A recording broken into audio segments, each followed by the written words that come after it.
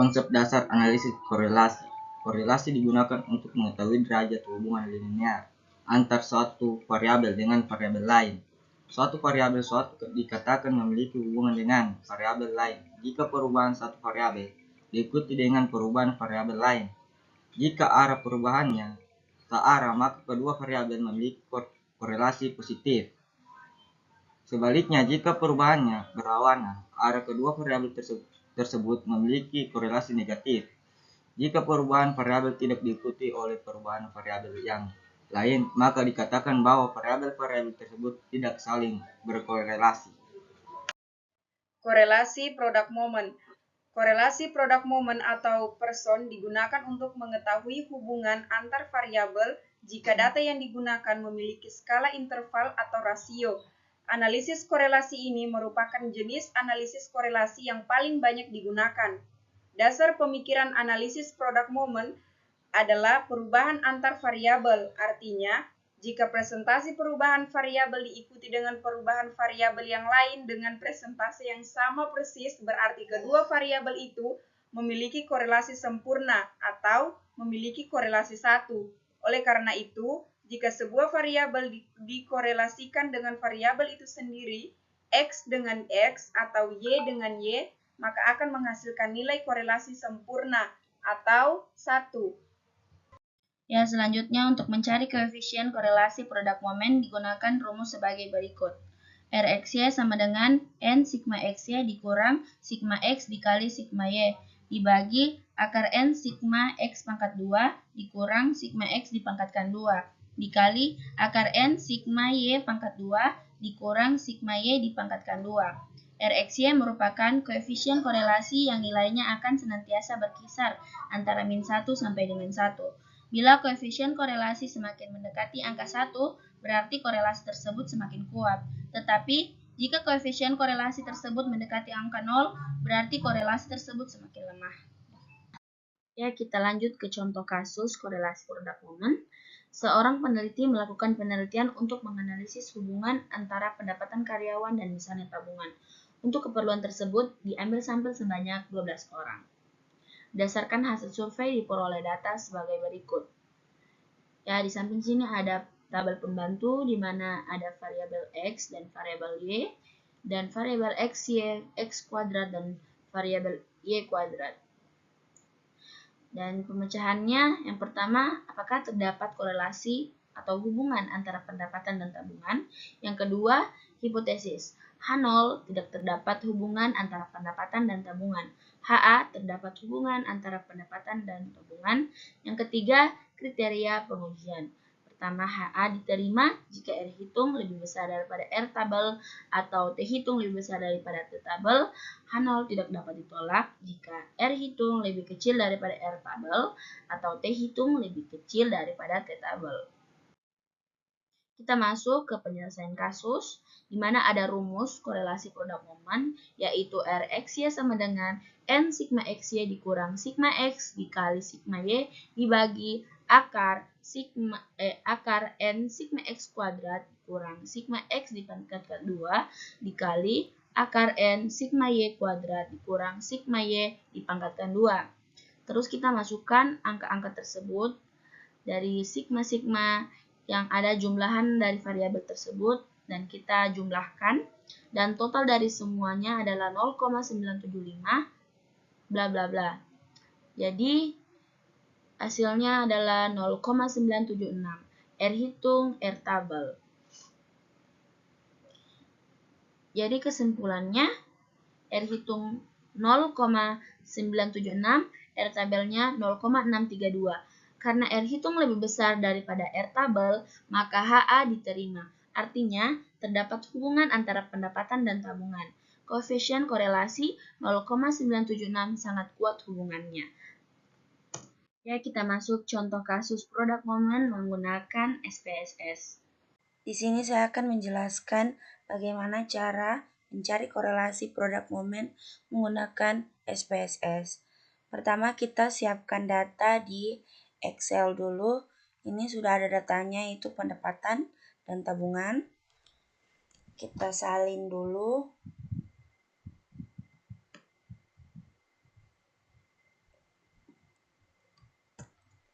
salin, terus kita pindahkan ke sini, ke data view, ke SPSS-nya, terus kita paste. Ya, sudah muncul begini, kita ke variabel view. Yang ini kita ubah menjadi variabel X, dan di bawahnya kita ubah menjadi variabel Y. Sini kita kasih nama pendapatan, dan di bawahnya tabungan. Desimalnya kita ubah saja ke 0.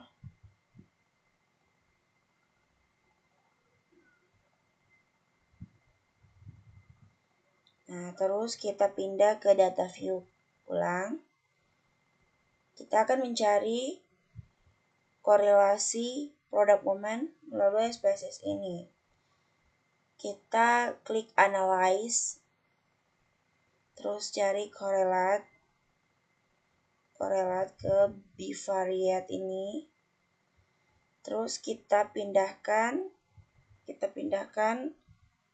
pendapatan dan tabungan ini, Ctrl A, terus kita pindahkan saja. Terus kita harus pastikan ini tercentang correlation person ini, terus kita klik OK. Sudah, ini hasilnya.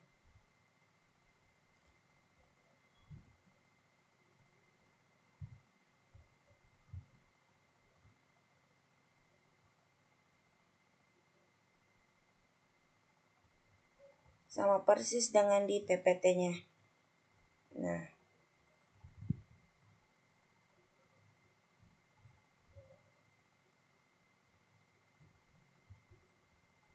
(0,976).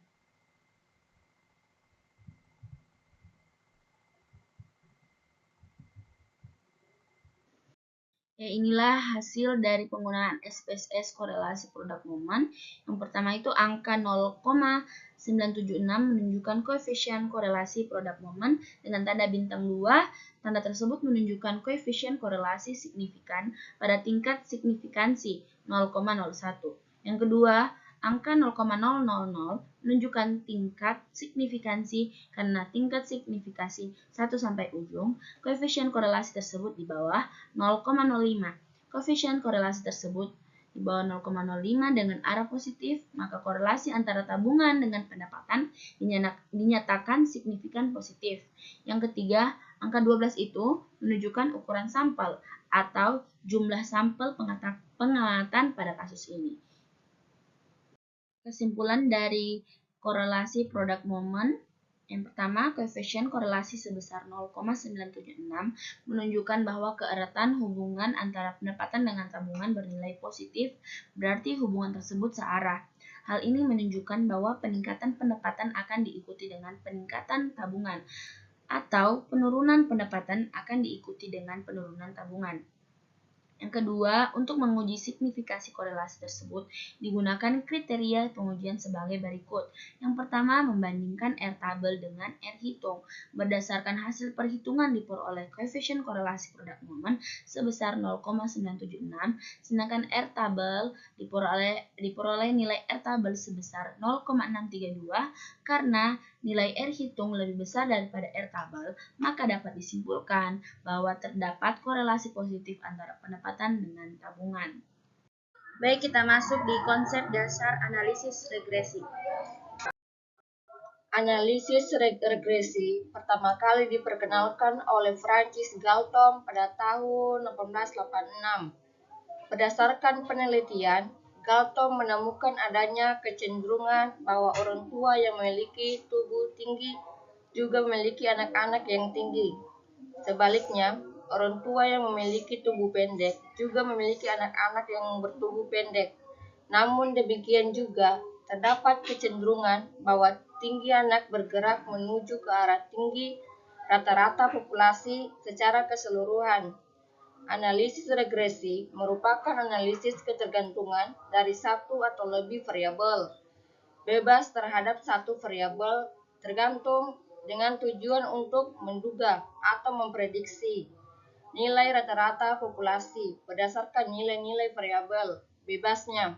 Pembangunan model regresi harus didasarkan pada hubungan kualitas atau hubungan sebab akibat, identifikasi adanya hubungan sebab akibat serta penentuan mana variabel bebas dan variabel tergantung dapat didasarkan pada teori penelitian sebelumnya atau berdasarkan pada penjelasan logis. Baik, kita masuk di persamaan regresi. Regresi digunakan untuk mengetahui asal hubungan dua variabel atau peramalan variabel tergantung dengan melihat variabel bebas. Ada beberapa hal yang perlu kita analisis dalam regresi. Yang pertama, persamaan regresi. Dengan rumus Y kurang A tambah B kali X. Mencari B sama dengan N sigma X. N dikali sigma X Y dikurang sigma X dikali sigma Y per N sigma X kuadrat dikurang sigma X dipangkatkan 2. Mencari A sama dengan sigma Y dikurang B kali sigma X dibagi N. Yang kedua, kita mencari nilai prediksi dengan rumus Y kurang A. Y sama dengan A tambah B kali X. Yang ketiga, koefisien determinasi R kuadrat. Besarnya kontribusi variabel bebas terhadap variabel tergantungnya.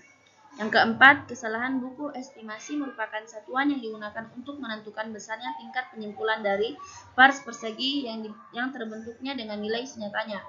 Dengan rumus SE sama dengan akar sigma Y kurang Y pret dipangkatkan 2 per N kurang B. Yang kelima, kesalahan baku koefisien regresi. Dengan rumus SB sama dengan SE per akar sigma X kuadrat dikurang sigma X dipangkatkan 2 per N. Yang keenam, nilai F hitung dengan rumus R kuadrat per K kurang 1. Yang ketujuh, nilai T hitung. Dengan rumus B9 per SB. B9 sama dengan, mencari B9 sama dengan sigma XY dikurang sigma X dikali sigma Y per N sigma X kuadrat dikurang sigma X dipangkatkan 2. Kesimpulannya, bandingkan T hitung dengan T tabel. Contoh kasus, X sama dengan kenaikan biaya persen, Y kenaikan hasil penjualan ditanyakan. 1. Persamaan regresi. 2. Apakah terdapat pengaruh positif antara biaya promosi X dengan hasil penjualan Y? Jawab. Apakah terdapat persamaan regresi? 2. Hipotesis. Tidak terdapat pengaruh antara biaya promosi dengan hasil penjualan. AA. Terdapat pengaruh positif antara biaya promosi dengan hasil penjualan. Kriteria pengujian. AA diterima jika T hitung lebih kecil dari T tabel. Sementara HO tidak dapat ditolak dalam kurung. HO diterima jika T hitung kurang dari sama dengan T tabel. Nah, kita masuk ke contoh kasus. Analisis data, tabel pembantu. X, Y, X pangkat 2, Y pret, Y kurang Y pret, Y kurang Y kurang Y pret pangkat 2, Y kurang Y pangkat 2. Nah, kita masuk di sini. A, nilai A dikali 33 dikurang 1,17 dikali 20 bagi 5. 33 dikali 23,4 bagi 5 sama dengan 4,6 bagi 5 sama dengan 1,92. B sama dengan 5.159 dikurang 20 dikali 33.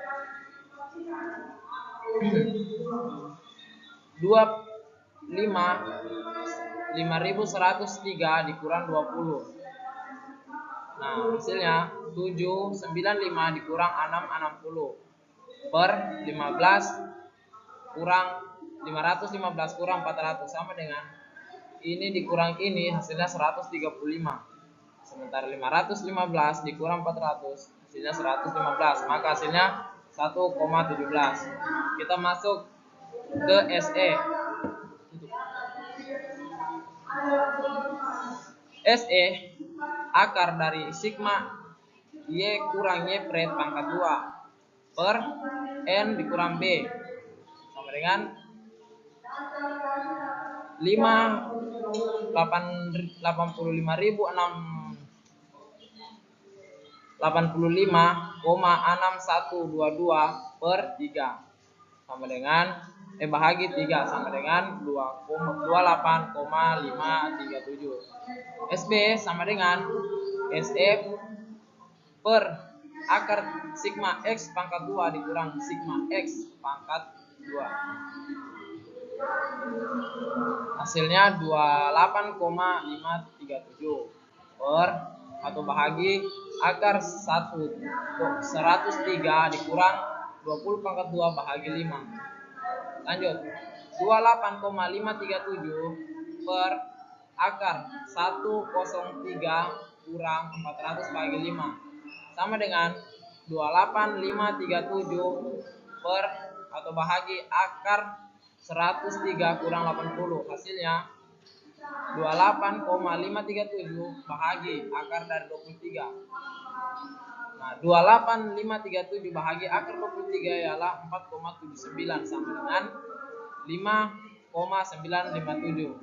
Nah, T hitung sama dengan 1,17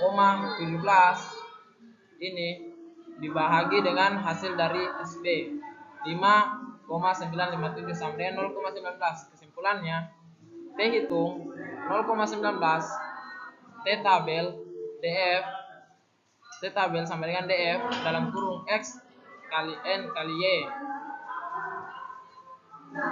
sama dengan T hitung lebih kecil dari T tabel, maka HO diterima, artinya tidak terdapat pengaruh positif.